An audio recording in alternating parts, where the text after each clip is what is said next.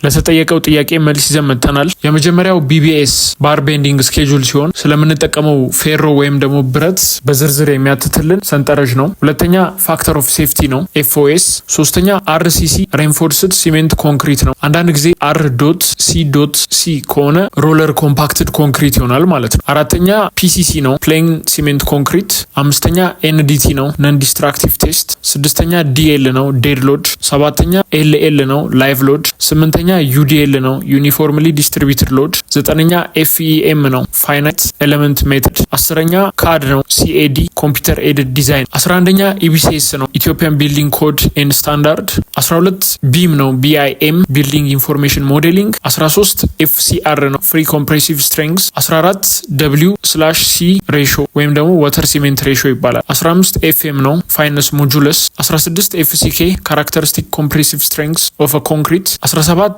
HYSD ሃይ ይልድ ስትሬንግስ ዲፎርምድ ባርስ። 18 ቲኤምቲ ተርሞሜካኒካሊ ትሪትድ ባርስ ይባላል ማለት ነው። ለእንደዚህና መሰል ነገሮች ቴሌግራም ላይ ሼር አደርጋችኋለሁ። የቴሌግራም ዩዘር ኔም አስቀምጥላችኋለሁ።